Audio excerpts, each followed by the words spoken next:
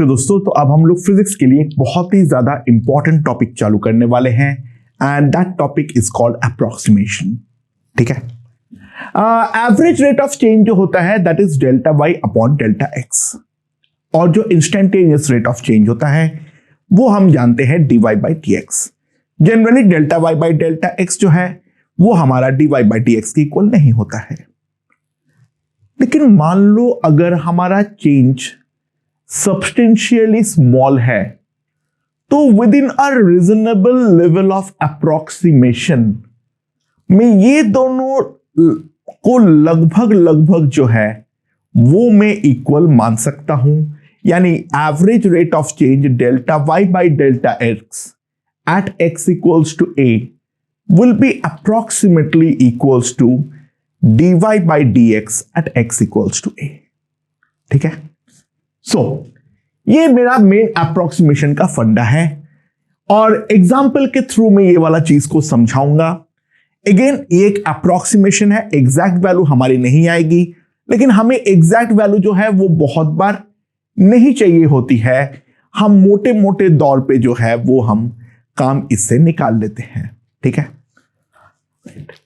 तो सिंपल सी बात है, मैं एक मस्त सा एग्जाम्पल लेते हैं। Calculate root over 9.1। ठीक है, ना 9.1 का एग्जैक्ट रूट तो जो है वो तो हमें मालूम नहीं है, लेकिन मान लो जो रूट के आसपास की चीजें हमें निकालनी हो, ठीक है, जिस रूट की वैल्यू हमें निकालनी हो उसके आसपास कोई चीज का रूट का वैल्यू हमें अच्छे से नोन हो, तो इन दैट केस उस चीज का अप्रोक्सीमेट वैल्यू जो है वो तो हम डेफिनेटली निकाल सकते हैं। अदरवाइज इन जनरल हमें क्या करना पड़ेगा, हमें एग्जाम में ये पूरा कैलकुलेट करना पड़ेगा। ध्यान दो, ये 9.1 है तो पहले 3 जाएगा, यहां पर पॉइंट होगा 1 फिर 0, तो यहां पर तो हमारा 0 आएगा, तो यहां पर 2 0, तो यहां पर फिर 60 आएगा, और 60 अगर आएगा तो यहां पर 1 आएगा, फिर 1 आएगा, मेरा 601 होगा, तो यहां पर 99 और यहां पर 3 आएगा। ठीक है, सो यहां पर जो आएगा फिर उसके बाद 2 0 आएगा, यहां पर मैं 602 लिखूंगा, एंड 7 तो जाएगा नहीं तो फिर 6 लिखूंगा, यहां पर 12 आएगा यहां पर। ठीक है, एंड फिर उसके बाद इस तरीके से चलता रहेगा। ठीक है, खैर जो भी है तो उसको मैं आगे कैलकुलेट करूंगा। इसका वैल्यू जो होगा वो अप्रोक्सीमेटली 3.016 आएगा। लेकिन अगेन ये वाला तरीका जो है वो काफी ज्यादा क्यूबरसम लग रहा है।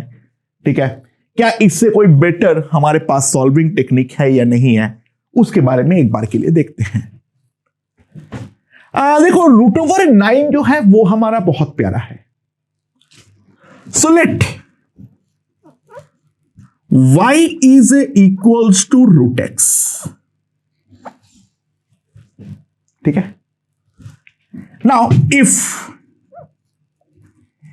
x इज इक्वल्स टू 9 तो y का वैल्यू जो है वो हमारा 3 हो जाएगा। इसको x0 बोल दो और इसको मैं y0 बोल देता हूं। सुनाओ, x पे एक छोटा सा बदलाव हुआ है 0.1 का, सो डेल्टा x जो मैं लिखूंगा delta x will be equals to 0.1, तो हमें जो है वो डेल्टा y की वैल्यू निकालनी पड़ेगी। डेल्टा x जो है वो है मेरा 0.1, तो मुझे डेल्टा y की वैल्यू जो है वो यहां पर निकालनी है। ठीक है, राइट। सो क्या करेंगे, चलो देखो एग्जैक्टली तो मैं इसको डेल्टा y को निकालना मेरे लिए बहुत टफ रहेगा, तो मैं क्या कर रहा हूं, क्योंकि चेंज स्मॉल है तो क्यों ना मैं डिफरेंशिएट कर दूं, तो dy बाई dx जो होगा that will be 1 by root X का differentiation 1 by 2 root X. So dy by dx at x equals to 9 will be 1 by 6। ठीक है। सो सिंपल सी बात है, जो मेरा delta y by delta x की वैल्यू है वो भी मैं अप्रोक्सीमेटली 1/6 ले लूंगा, तो डेल्टा वाई की जो वैल्यू आएगी delta x by 6, and that can be written as 0.0166। ठीक है, ये मेरे पास आ जाएगा delta y. And y not का वैल्यू मुझे मालूम है 3, तो वाई की जो वैल्यू आएगी that will be equals to y naught plus the delta y, and that will simply come out to be equals to 3.0166। हम देख सकते हैं जो 3 डेसिमल तक जो है हमने बहुत ही अच्छा सा रिजल्ट निकाले हैं। ठीक है, 3 डेसिमल तक मैच किया है। उसके आगे का मैं चेक नहीं किया, तुम बोलोगे तो मैं चेक कर सकता हूं, लेकिन उसके आगे का मैंने चेक नहीं किया हूं।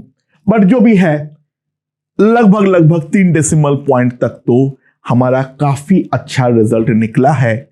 So this method of approximation actually works, यानी फॉर स्मॉल चेंज हम approximately average rate of change को इंस्टेंटेनियस रेट ऑफ चेंज से अप्रोक्सीमेट कर सकता हूं। ये सबसे ज्यादा हेल्पफुल रहता है जहां पर हाथ से कैलकुलेट करना बहुत मुश्किल हो। For example, calculate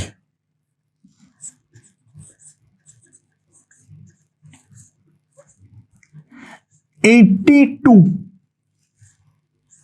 to the power 1/4। ठीक है, 82 to the power 1/4, या फिर चलो 1/4 भी बोलोगे तो हाथ से हम कैलकुलेट कर सकते हैं 126 to the power 1/3। मान लो यहां पर अगर मैं रीजनेबल लेवल ऑफ टॉलरेंस के साथ मुझे इसका अप्रोक्सीमेट वैल्यू निकालना हो, तो इन दैट केस देखो क्यूब रूट हाथ से निकालना बहुत ज्यादा टफ रहता है और कोई बहुत ज्यादा डायरेक्ट तरीका भी तो नहीं होता है। ऐसे तरीके हैं लेकिन वो इतना ज्यादा क्यूबरसम है जो हम लिटरली बच्चों को नहीं पढ़ाते हैं। ठीक है, वो पढ़ाने का कोई पॉइंट भी नहीं बनता है। सो calculate 126 to the power 1/3। Now ध्यान दो, अगर यहां पर 126 के बदले 125 होता तो हमारे लिए काफी ज्यादा अच्छा रहता, तो क्यों ना काम करे, हम ये मान लेते हैं late y is equals to x to the power 1/3। Now if we observe, if x is equals to 125, तो y की जो वैल्यू आएगी वो आएगी 125 to the power 1/3, and we can clearly see to be 5। ये मेरा x नॉट हो गया है और ये मेरा y नॉट हो गया है। एंड नाउ जो मेरा डेल्टा x है,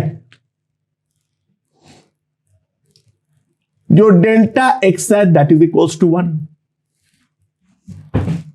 तो बेसिकली हमें डेल्टा y जो है वो हमें फाइंड आउट करना है। ठीक है, again 1 is pretty small as compared to 125, so this level of assumption is going to work। So dy by dx,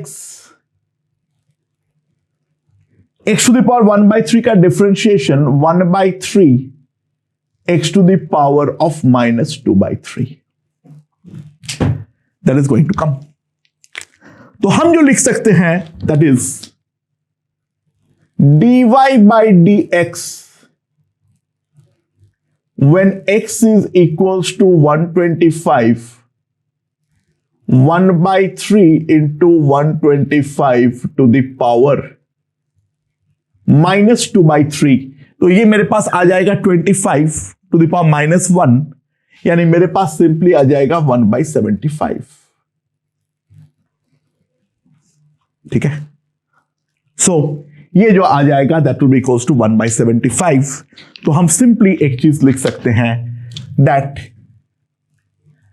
delta y upon delta x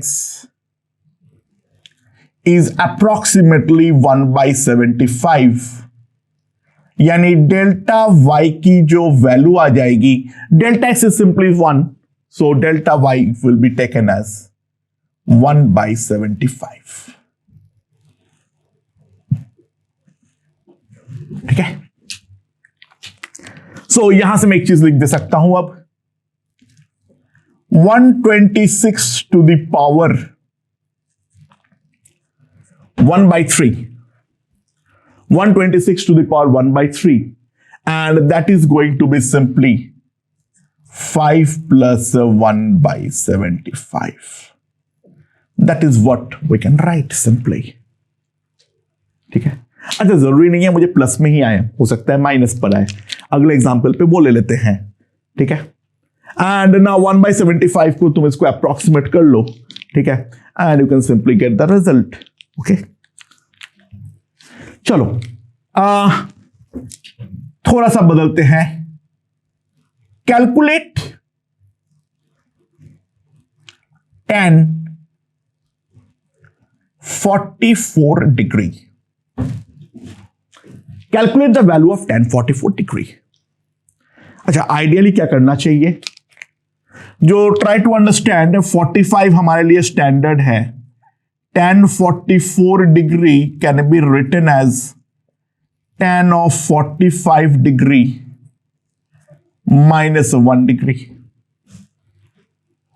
and this can be written as a tan 45 1 minus tan 1 degree by 1 plus tan 1 degree. And now you have to look up on the table to get the value of tan 1 degree and then solve. That should be the ideal way of doing it. ठीक है, पर exam में मान लो हमें table नहीं दिया हुआ है और इसका एक अप्रोक्सीमेट वैल्यू जो है वो चीज हमें निकालनी है, तो वो चीज हम किस तरीके से निकाल सकते हैं। Let's see, let y is equals to tan x। ठीक है, ध्यान देना यहां पे x जो है वो रेडियन पे है। ठीक है, तो अगर मैं 45 डिग्री पुट कर रहा हूं तो मनीमन रेडियन पे पुट हो रहा हूं।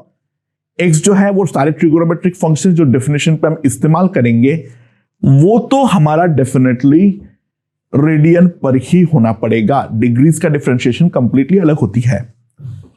So when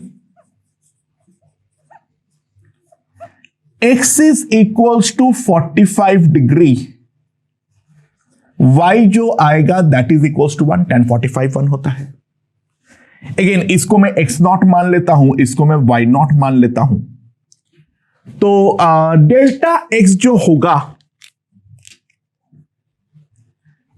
that will be equals to -1 degree, and that has to be taken as in the radian as a -π/180, and we have to compute delta y. We have to compute the value of delta y. ठीक है, सो हमारे पास simply क्या जाएगा, ध्यान दो, dy/dx is equals to sec²x। तो dy/dx when x is equals to 45 degree, sec 45 is 2, तो उसका square is simply equals to 2. तो what I can write is delta y upon delta x will be approximately 2. तो delta y is taken as a 2 delta x, and delta x is nothing but -π/180. So delta y -π/90. That is what you can write. So tan 44 degree की जो value आएगी, that tan 44 degree is approximately can be written as 1 -π/90. Okay दोस्तों, so proper हमारे approximation जो है वो हमें लेनी पड़ेगी। ठीक है, जो प्रॉपर अप्रोक्सीमेशन है वो लेना बहुत बहुत जरूरी होती है। अदरवाइज हमारा जो रिजल्ट है वो थोड़ा सा डेविएट करता है. Let's see. So calculate root over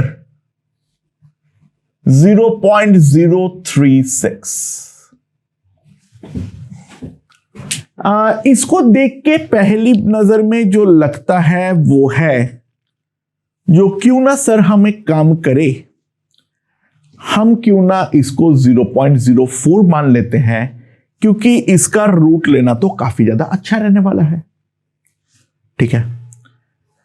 लेकिन उस पे एक और बातें हैं. 0.04 थोड़ा सा मुझे दूर नजर आ रहा है.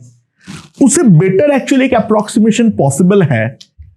अगर हम ध्यान दें तो 19 स्क्वायर की जो वैल्यू होती है 19 square come out to be equals to 361. That is what I can write. ठीक है. सो 90 स्क्वायर अगर मेरा 361 है तो मैं एक बार काम करूंगा, मैं दोनों तरीके से करके देखता हूं जो दोनों का रिजल्ट जो है वो मेरा कितने से डेविएट कर रहा है. फंक्शन तो बहुत ही ज्यादा सिंपल है. Let y is equals to root x. ठीक है.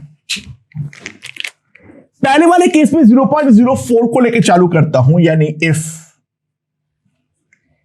x naught is equals to 0.04, y naught will be simply 0.2. और जो मेरा डेल्टा x की वैल्यू है that delta x is minus 0.004. तो डेल्टा y की जो वैल्यू है वो हमारे पास कितनी आने वाली है. ठीक है. तो मेरे पास जो आएगा वो क्या आएगा, dy by d x 1/2 root x. तो dy by d x at x equals to x not अगर हम ध्यान दें, so that will come out to be 0.2. That will be 5/2. That is what you can write. The value of dy by dx. And now इस पे अगर मैं थोड़ा सा आगे बढ़ता हूं, so delta y upon delta x is approximately 5/2. तो डेल्टा y की जो अप्रोक्सीमेट वैल्यू होगी वो होगी 5/2 minus 0.004. And that will be equals to minus 0.01. That is what you can write. That is the value of delta y. Now delta y एक बार मेरे पास आ चुका है तो मेरे पास y नॉट की तो वैल्यू मालूम ही है. तो 0.036 की जो अप्रोक्सीमेट वैल्यू होगी that will be 0.2 minus 0.01. So that will be 1.99. ठीक है. मेरे ख्याल से मैंने सही किया हूं. Sorry, 0.19. That is what you can write. ठीक है. Not a very good approximation क्योंकि 0.19 तो बेसिकली उसमें डायरेक्टली आ जाएगा जब मैं 361 मानूंगा. सो अगर 2 डेसिमल तक सही है तो ठीक है. 0.19 works pretty well. But obvious सी बात है अगर मुझे उससे थोड़ा सा और आगे अप्रोक्सीमेट करना हो, 3 डेसिमल तक सही चाहिए, तो this approximation is not actually very good. So मैं दूसरा वाला लेता हूं. If x not equals to 0.0361, y not will be 0.19. Obviously बात है now we are talking about better precision क्योंकि मेरा y नॉट ही ऑलरेडी 0.19 है. अब थोड़ा बहुत चेंज जो है वो तो डेफिनेटली आने वाली है. सो डेल्टा x जो है अब मेरा इस केस में that will be minus 0.001. तो मुझे अब यहां पर डेल्टा y जो है वो कंप्यूट करना पड़ेगा, ठीक है। सो अब जो हम निकालेंगे that will be dy by dx at x equals to 0.0361. That will be 1 by 2, 0.19. So this will be 38. So delta y will be approximately 0.001 by 0.38 with a minus sign, ठीक है। एंड एक बार जब ये चीज आ गया है तो मेरा y की जो वैल्यू आएगी, y will be 0.19 minus 0.1 by 380. So this is the level of difference that we are talking about. So अगर मुझे थर्ड डेसिमल पॉइंट पे चाहिए, अब 1 by 380 को हम कंप्यूट कर लेंगे, ठीक है। 1 by 380 कंप्यूट कर ले तो 1000 से पहले कर देते हैं, तो 1000 by 380 मेरे पास क्या आ जाएगा, तो ये तो काट दो पहले 0 0, तो मेरे पास आ जाएगा 2 76 4, ठीक है। And now let's multiplied by approximately 7, ठीक है। 7 तो पूरा नहीं जाएगा, लेकिन 6 और 7 के बीच में कुछ होगा, तो ये मेरा 27 आएगा। तो this will be equals to 0.19 minus 0.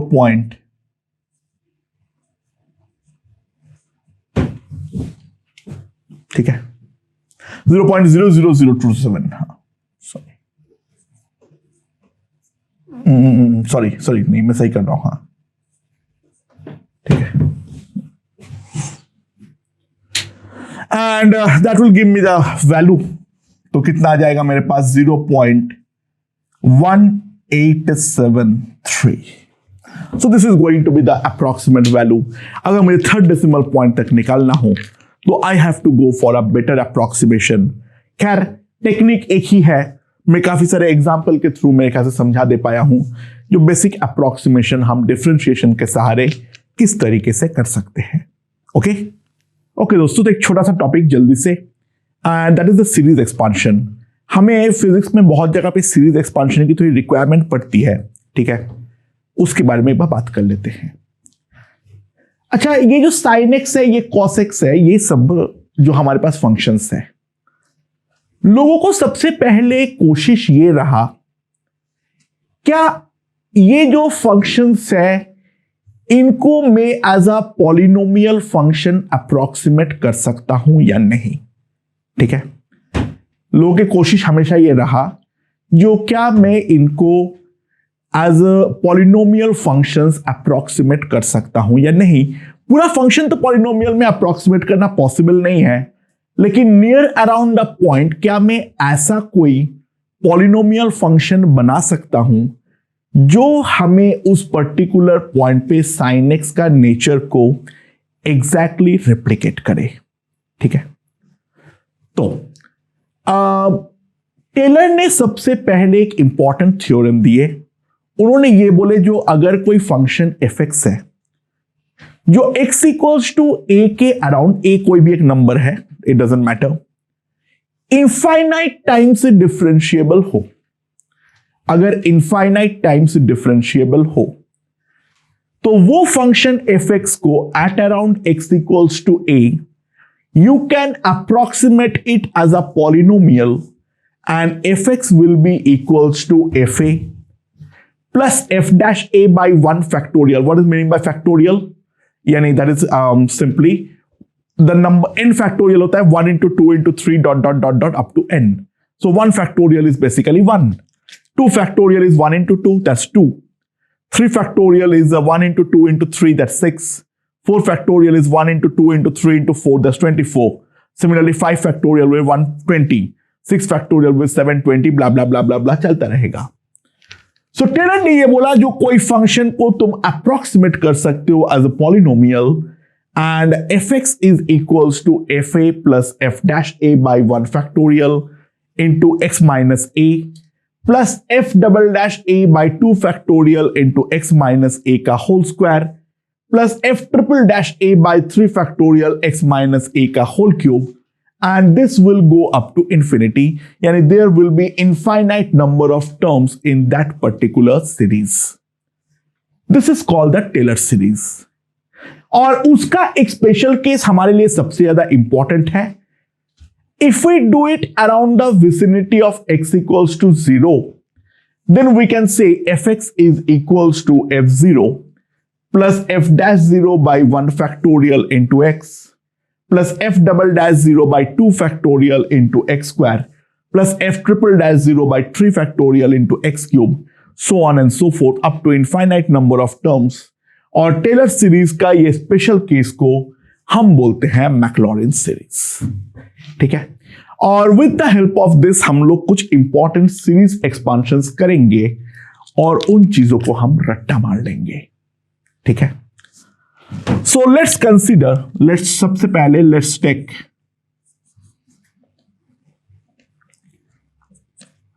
fx equals to e to the power of x. We are expanding at about x equals to 0. So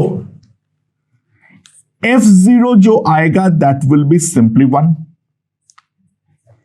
f dash x, f double dash x, f triple dash x, ये सारे के सारे जो आएगा that will come out to be e to the power x. So simply अगर मैं 0 put करूंगा तो मेरे पास ये आ जाएगा f dash 0 will be f double dash 0, f triple dash 0, so on and so forth will be equals to 1. So इसको अगर मैं यहां पर सब्स्टिट्यूट करूं, fx that is e to the power x, पहला टर्म है f0 that is 1, f dash 0 by 1 factorial into x, x by 1 factorial. This will be 1, this will be 2 factorial, so plus x square by 2 factorial. Third term, x cube by 3 factorial, so on and so forth. And 1 factorial is 1, तो ऐसे लिखते नहीं है. e to the power x. This is going to be the series. और एक example ले लेते हैं. Let's take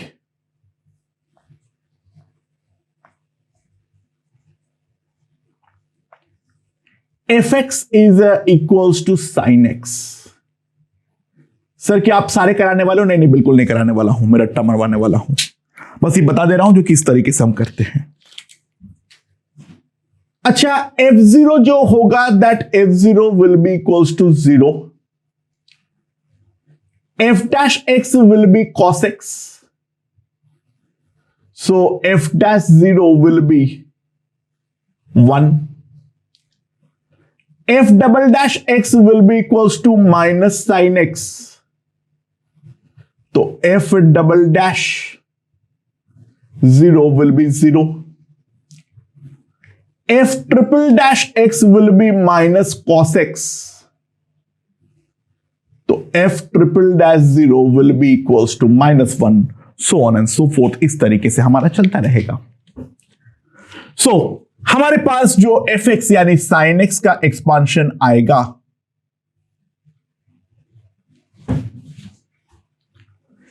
so that can be written as f0 that is 0, वहां पर तो टर्म ही नहीं आएगा.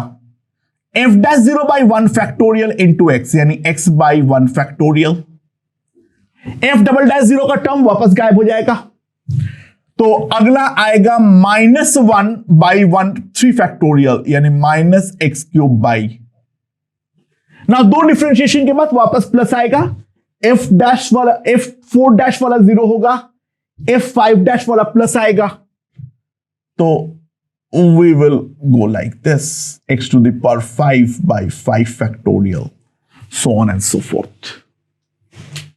ठीक है, तो इस तरीके से हम अलग अलग सीरीज का एक्सपांशन जो है वो हम करने वाले हैं। ठीक है, ओके दोस्तों, सो थर्ड चीज जो हम लोग डिस्कस करेंगे that is the rate of change. Now rate of change is a very very powerful tool in physics. We have to compute a lot of rate of changes. ठीक है, specially जो हम with respect two variable जो हम देखते हैं that is with respect to time. तो बहुत सारे चीज जो कि टाइम के साथ वेरी करता है उन सब का रेट ऑफ चेंज निकालना फिजिक्स के पॉइंट ऑफ व्यू से बहुत ही ज्यादा इंपॉर्टेंट रहता है। फॉर एग्जाम्पल कुछ मैं बता रहा हूं, कोई एक बॉडी का जो rate of change of displacement है with respect to time that is the velocity of the body, यानी v जो हम लिखते हैं that is ds by dt। The rate of change of velocity of the body is equals to the acceleration of the body. Rate of change जो है with respect to time ही है, मैं टाइम के बारे में बात कर रहा हूं। ठीक है, एंड वो जो है that is called the acceleration, तो a जो आता है that is dv by dt। या फिर जो कोई एक बॉडी मूव कर रहा है उसका मास m है, वेलोसिटी v है, तो उसका लीनियर मोमेंटम जो होता है that is equals to mv। The rate of change of linear momentum of a body is equals to the force acting on the body, so f equals to dp by dt। And the rate of change of energy, kinetic energy specially of a body. ठीक है, अगर मान लो कोई गाड़ी move कर रही है और उसकी एनर्जी जो है, काइनेटिक एनर्जी जो है वो बदल रही है, that is nothing but the power provided by the engine, so P is equals to dE by dt. So in terms of physics, the rate of change is an extremely important concept. It can be an average rate of change. It can be the instantaneous rate of change. इन सब के बारे में बहुत विस्तार में आगे हम बात करने वाले हैं, लेकिन सबसे पहले रेट ऑफ चेंज को हम लोग थोड़ा सा मैथमेटिकली ट्रीट करना सीख जाते हैं। कुछ एग्जाम्पल्स के थ्रू इसको मैं समझाने वाला हूं। Let's see the example.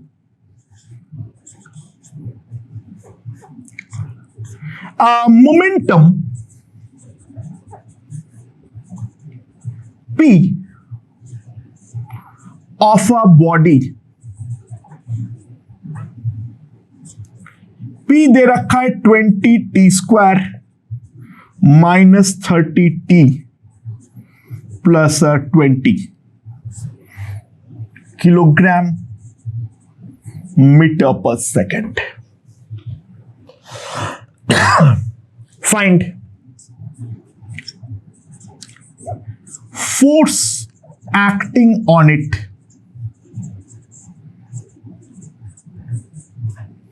when t is equals to 2 seconds and t when the force acting on it equals to 0.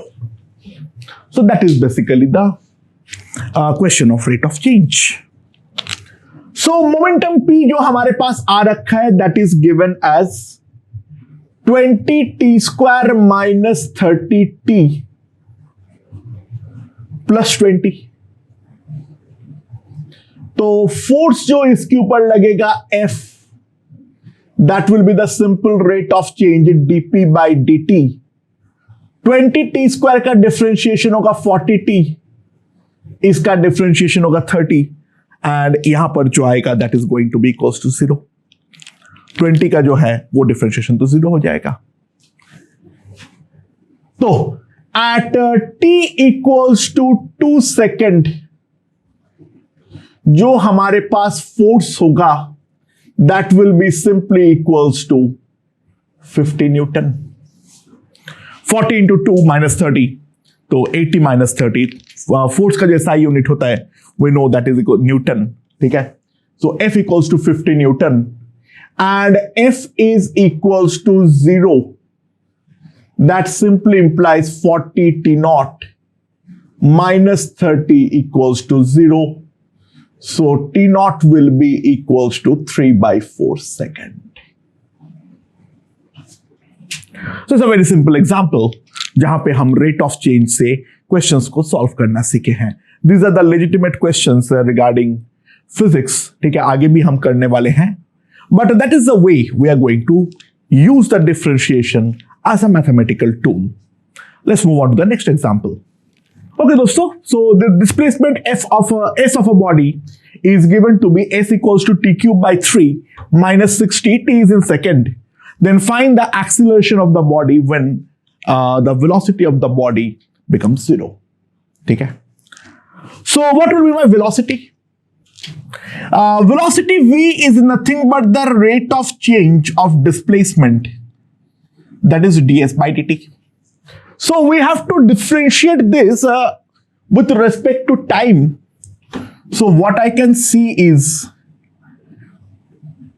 t cube का differentiation होगा 3t square. So this is going to be the velocity and 3 काट दो, तो v will be equals to t square minus 6.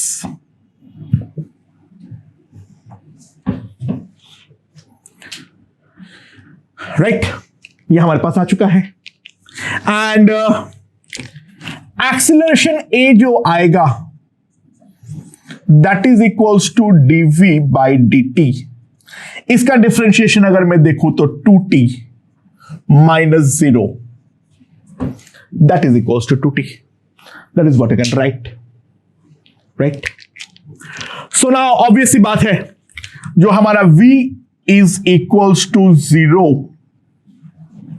तो t square minus 6 is equals to 0, तो t equals to √6 second.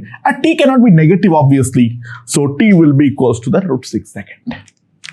And t as t is √6 second, तो acceleration a at that time will simply come out to be 2√6. That is the value of acceleration well at the time when the velocity becomes 0. ठीक है? So ये भी एक rate of change का question है. अगला देखते हैं क्या है.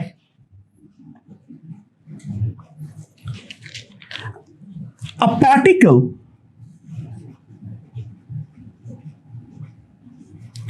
is moving along curve y square equals to 12x. ठीक है, तो find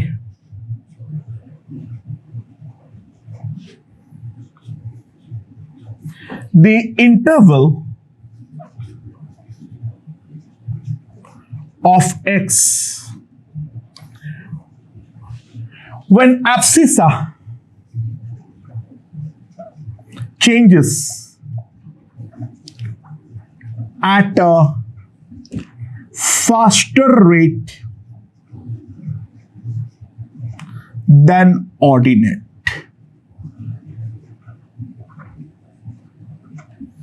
A particle is moving along the curve y square equals to 12x. Then find the interval of x when abscissa, यानी the x coordinate, is changing at a faster rate as compared to the rate of change of ordinate, यानी the value of y. ठीक है, यानी हमें क्या चीज निकालना है, ध्यान दो. To find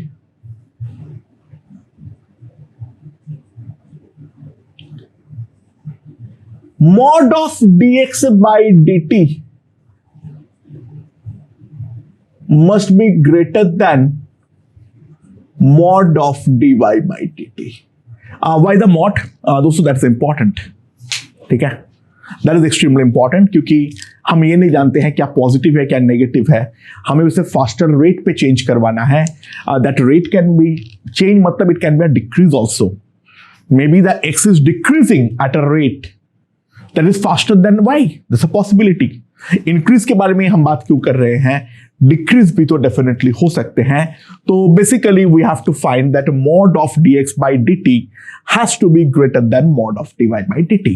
And in short, अगर मैं dt dt दोनों तरफ से काट दूं, तो what I can write is mod of dy by dx that must be less than 1। dt काट दो, dx को इधर ले आओ, तो mod of dy by dx must be less than 1। अच्छा, now y square is equals to 12x। Differentiate both side with respect to x, so 2y into dy by dx, that will be equals to 12. So dy by dx will be equals to 6 by y. That is what you can write. ठीक है। So दोस्तों, हमें x से मतलब है, तो जो मेरा y है, try to understand, that is equals to plus minus root over 12x। That is what you can write. ठीक है, समझ में आया? तो मेरे पास जो आ जाएगा that will be dy by dx is equals to plus minus 6 by root over 12x। ठीक है। सो यहां पर अगर मैं देखूं, 12 को लिख सकता हूं 4 इंटू 3, 4 तो बाहर होके 3 बना देगा, तो plus minus root over 3 by x. So mod of dy by dx is less than 1, तो mod of root over, mod के अंदर प्लस और माइनस का तो कोई मतलब नहीं है।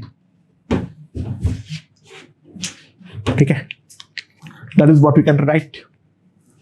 एंड यहां पर अगर मैं ध्यान दूं तो मेरे पास ये आ जाएगा, स्क्वायरिंग दोनों तरफ कर दो, तो simply what I can say is x is greater than 3.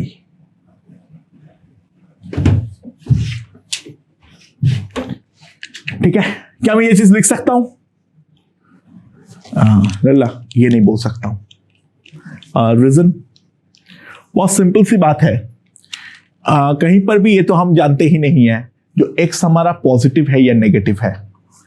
And try to understand if x is negative, it is obvious.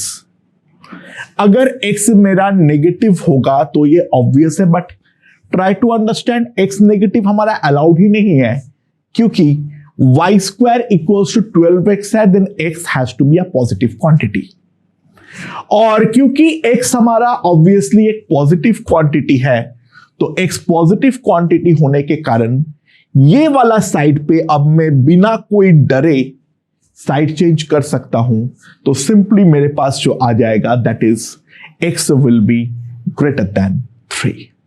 ठीक है, x मेरा 3 से बड़ा होगा, वहां पर rate of change of axis जो होगा वो मेरा ऑर्डिनेट का रेट ऑफ चेंज से ज्यादा होगा। Okay, so particle moves along the curve 6y equals to x cube plus 2, then find the points on the curve where the y coordinate is changing 8 times faster as compared to the x coordinate. तो हम किस तरीके से निकालेंगे?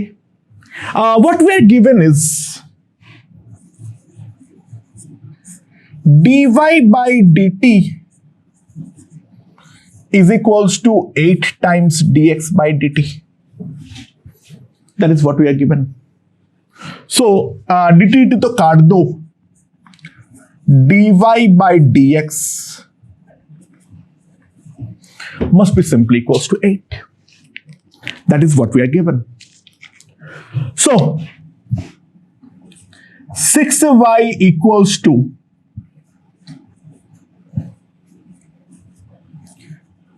तो 6 into dy by dx equals to 3x square. So dy by dx will be equals to x square by 2.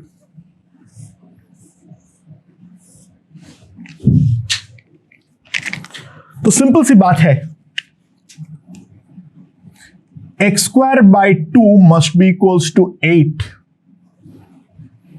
तो x square must be equals to 16, तो x will be equals to plus minus 4।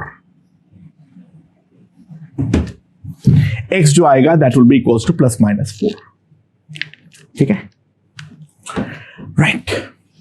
तो एक x coordinate तो हमारे पास आ गया है plus minus 4। तो simply अगर मैं पुट करता हूं तो x equals to 4, that implies y is equals to 4 cube plus 2 by 6। तो मेरे पास सिंपली जो अगर मैं देखूं तो this will be 64, so this will be simply equals to 11। और सिमिलरली अगर x इक्वल्स टू माइनस 4 होगा, माइनस 4 क्यूब प्लस 2, तो that will be equals to simply what I can write, this is minus 64 plus 2 minus 62 by 6। तो minus 62 by 6 2 से काट दो, तो that will be equals to minus 31 by 3। तो हमें points on the curve यहां पर पूछा गया था, तो points are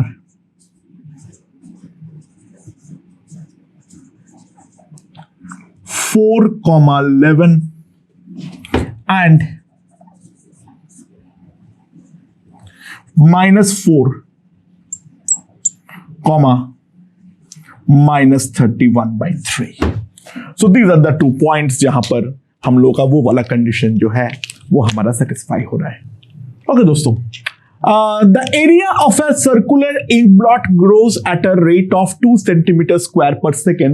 Initially it was a very small drop. Initially it was a very small drop, and वो मान लो कोई कापड़ के ऊपर रख गया है कोई, ठीक है, तो ऑब्वियसली बात हम देख सकते हैं उसमें इंक फैल जाएगा, राइट। कोई भी अगर हमारे क्लोथ के ऊपर उसको रख दिया जाए ड्रॉप को, इनिशियली बहुत छोटा ड्रॉप था ये मान लो, तो हम प्रैक्टिकली एक चीज बोल सकते हैं, जो हमारा जो ब्लॉट होगा वो धीरे धीरे धीरे धीरे इस तरीके से सर्कुलरली हमारा फैलता रहेगा।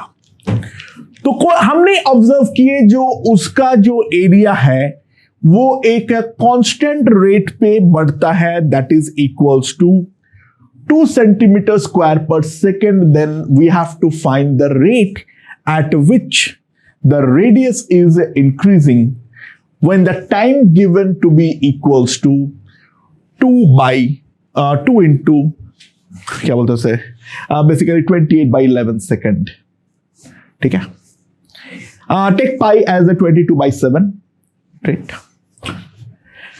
What we are given, जो हमारा dA by dt जो है वो तो हमारा फिक्स है,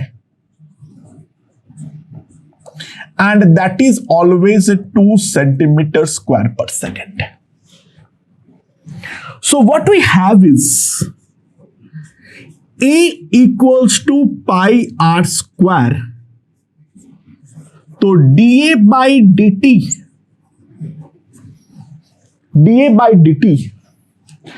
that will be equals to, अगर मैं डिफरेंशिएट करूं तो 2 pi r into dr by dt, that is what you can write.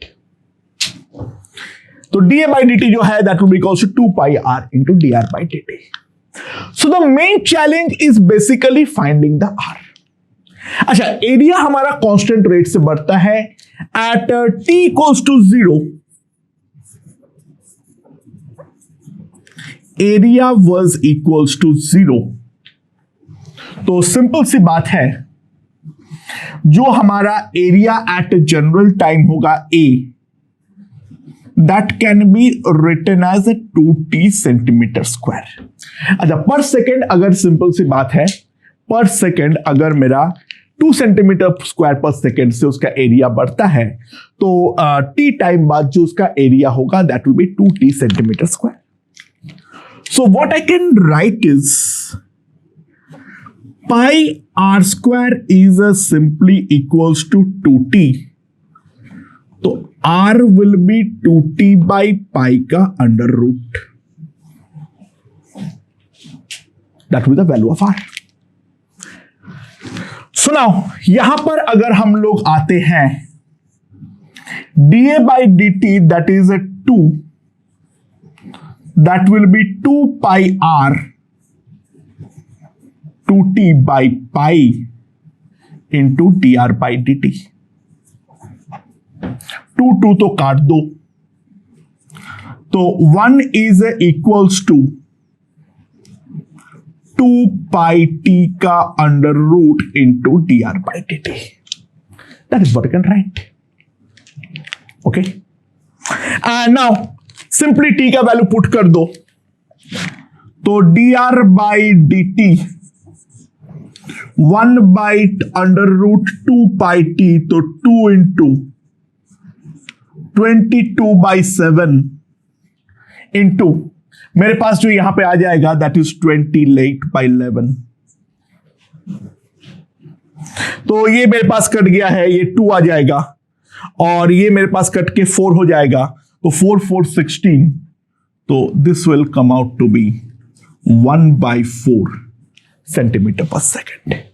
So that will be the rate of change of radius at that particular instant. ठीक है, okay दोस्तों, अगला देखते हैं। Some oil was dropped on water and spreads over it as uniform disk of having uniform thickness. So it is a very flat cylinder type of thing. कोई भी instant पे radius r है और ये हाइट जो है, ये thickness जो है, उसको मैं बोल देता हूं h। Mass of the oil fix है। Mixing of water and oil को नेग्लेक्ट करना, और कोई भी ये मान लेना जो ऑयल जो है वो वाटर के ऊपर ही कंप्लीटली है, उसका कोई भी हिस्सा नीचे नहीं है। ठीक है, वो एजम्पशन रहेगा। तो मैंने कोई एक इंस्टेंट पे ये ऑब्जर्व किया, जब उसका रेडियस जो है वो 1 मीटर था, तब उसका थिकनेस डिक्रीज करता है at a rate of 4 millimetre per second. Radius उसका स्टेडी रेट पे इंक्रीज कर रहा है एट 10 सेंटीमीटर पर सेकेंड। तो सवाल यह है, जब रेडियस बढ़ के 2 मीटर हो जाएगा, तब उसका थिकनेस किस रेट पे हमारा डिक्रीज करेगा। ट्राई टू रियलाइज, ये जो चीज होगा, this is a cylinder, so volume will be simply equals to pi r square h. what we're given is dr by dt 10 centimetre पर सेकेंड। ठीक है, अच्छा, try to understand. Volume will remain always constant, density को fix रखते हुए। तो dv by dt will be pi into d by dt of r square h. That is what you can write. And dv by dt मेरा definitely 0 होना चाहिए। पाई को तो उधर भेज दो, तो मैं सिंपली लिख सकता हूं d by dt r square h will be 0, तो r square into d h by d t, product rule लगा रहा हूं, plus 2 r h into d r by d t, that must be equal to 0। अच्छा, are मेरा 0 तो नहीं है, तो मैं सिंपली इसको काट देता हूं, तो एक आर तो हमारे पास चला गया है, तो R into d h by d t that is equals to -2h into d r by d t. ठीक है, समझ में आया? तो सिंपली मैं इसको लिख सकता हूं d h by d t that will be equals to -2h by r into d r by d t. अच्छा, ये चीज जो भी है dr by dt हमारे पास एक कांस्टेंट है, उसको मैं c नाम दे देता हूं, तो -2c into h by are. अच्छा, ध्यान दो, मुझे रेडियस के बारे में, वैल्यूज के बारे में आइडिया है, लेकिन हमें हाइट जो है वो नहीं दिया हुआ है, तो I have to eliminate height. अच्छा, अगर मैं h के बारे में देखूं, तो h can be written as v by pi r square. तो मैं अगर यहां पर लिख देता हूं dH by dt minus 2CH V by pi R cube minus 2CV by pi 1 by R cube, that is what I can say. तो dH by dt is equals to minus 2CV by pi into 1 by R cube, that we can say. अब जो है हमें दो अलग अलग time पे निकालना है, इनिशियली R1 पर और फाइनली हमारा R2 पर।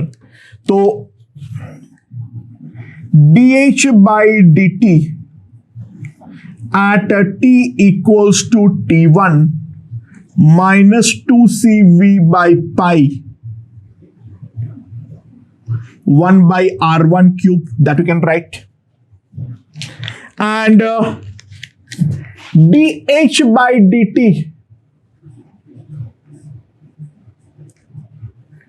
at t equals to t2 will be minus 2CV 1 by R2 cube. This is given to be equals to 4 millimetre per second है, उसको मैं मान लेता हूं x मिलीमीटर पर सेकेंड। तो अगर मैं डिवाइड करता हूं x by 4, this is 4 millimetre per second. अच्छा, यहां पर मिलीमीटर सेंटीमीटर लेके खेलना मत, वो यूनिट सारे कट जा रहे हैं। बस ये ध्यान देना, जो सब कुछ को सेम यूनिट पर रखना है, ठीक है। तो this will come out to be x by 4 will be equals to R1 cube by R2 cube, and R1 जो है इनिशियल रेडियस जो है वो है मेरा 1 और फाइनल रेडियस जो है वो है मेरा 2।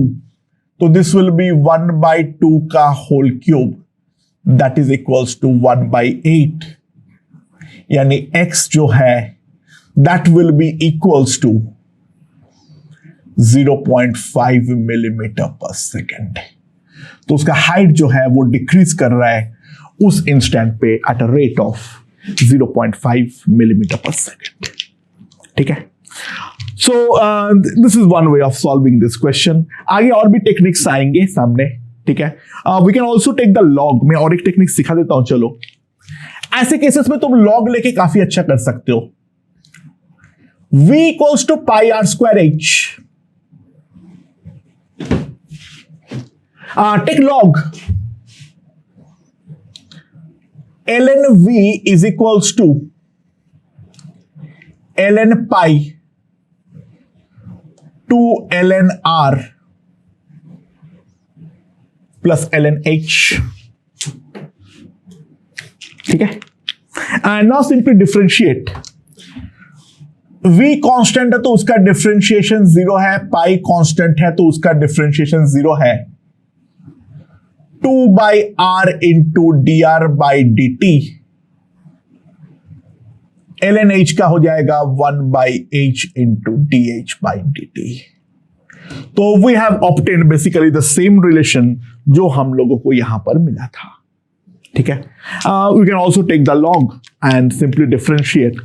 थोड़ा सा आसान पड़ता है लॉग लेके डिफरेंशिएट करना, बाकी जो टेक्निक है, बाकी इसके बाद तो दोनों में सेम ही करना पड़ेगा, तो वापस सॉल्व करके टाइम वेस्ट नहीं कर रहे हैं। ओके दोस्तों, क्या दे रखा है? In a triangle the angle C and the side C remains constant. यानी कोई एक एंगल का वैल्यू और उसके ऑपोजिट साइड का वैल्यू जो है वो हमारा कांस्टेंट है। ट्रायंगल एबीसी है, तो we have to prove that d small a by cos capital A, capital A जो है वो स्मॉल ए के ऑपोजिट एंगल है, plus d small b by cos capital B, that must be equals to 0। That is what we have to write. मेरे ख्याल से इसको देखते हुए एक चीज तो समझ में आ गया होगा, जो C और स्मॉल c क्योंकि सही कांस्टेंट है, I think we have to go for the sine rule. तो sine A by A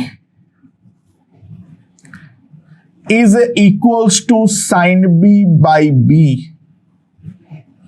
is equals to sine C by C. But sine C by C जो है वो तो हमारा कांस्टेंट है, साइन सी बाई सी जो है वो तो हमारा कांस्टेंट है। तो साइन सी बाई सी का वैल्यू जो भी है इसको मैंने के मान लिया। So what you can write is sine a by a is equals to k, यानी sine a will be equals to a into k. Now if I differentiate with respect to small a, तो मेरे पास क्या आ जाएगा, sine a का differentiation cos a, d a by d a is equals to k. A का differentiation तो 1 होगा, तो जो मेरे पास डी ए का वैल्यू आएगा के D a by cos A, that is what I can write. And similarly हम और एक चीज पे भी अगर ध्यान दें, जो हमारे पास साइन बी बाई बी जो है वो भी हमारा के इक्वल होगा। सो साइन बी इंटू के, now differentiate with respect to small b, cos b into db by d small b equals to k, तो db is equals to k db by cos b। हाँ, लेकिन एक और relation में जानता हूं, वो क्या है, a plus B plus C equals to 0, sorry equals to pi. तो a plus B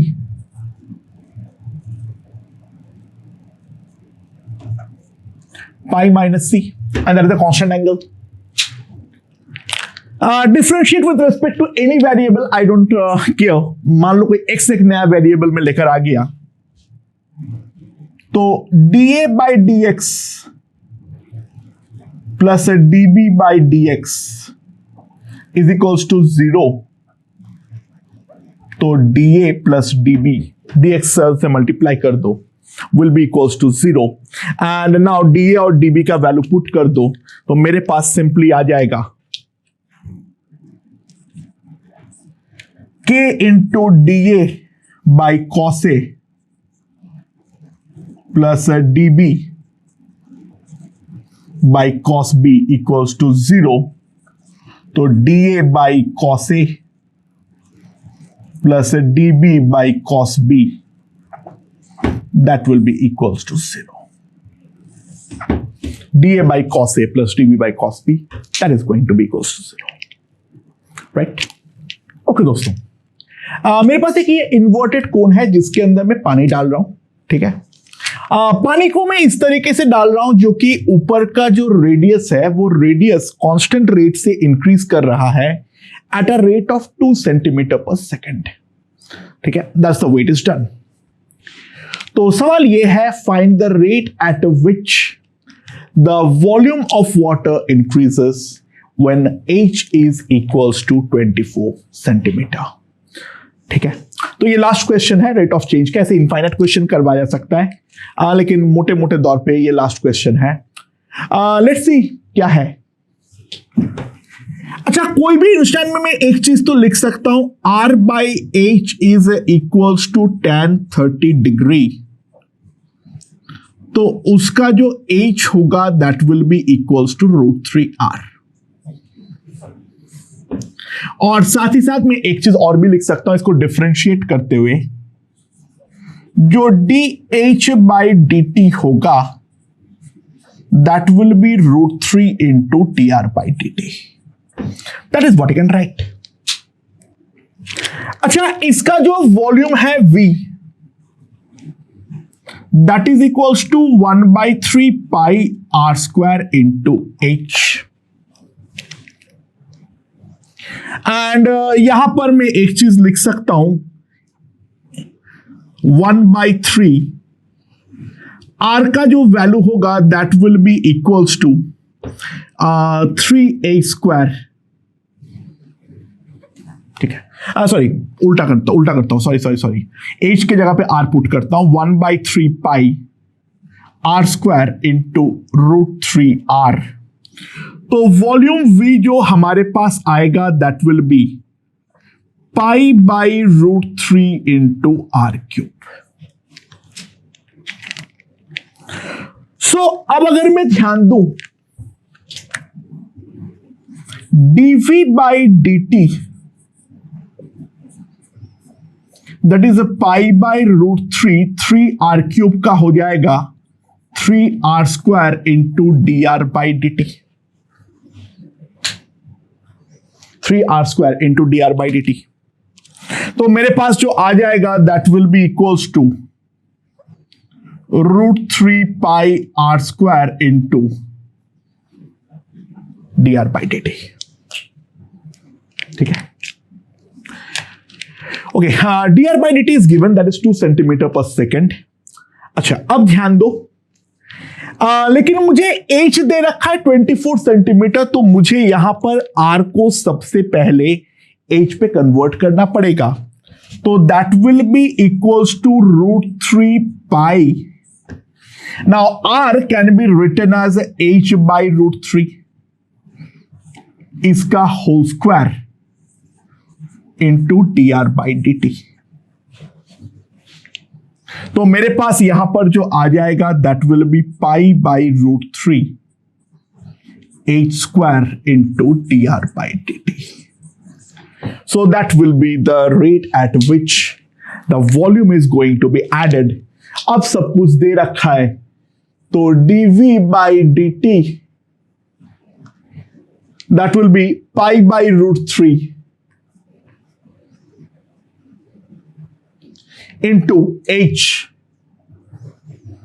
24 square into 2 centimeter cube per second।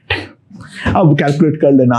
So at this rate the volume of the water is added at that instant. तो हमारा जो application of derivative है उसका third part अब समाप्त हुआ है, that is the concept of rate of change. तो हमने 3 पार्ट कर लिए हैं, approximation, series and the last rate of change. Now we move on to the increasing decreasing functions।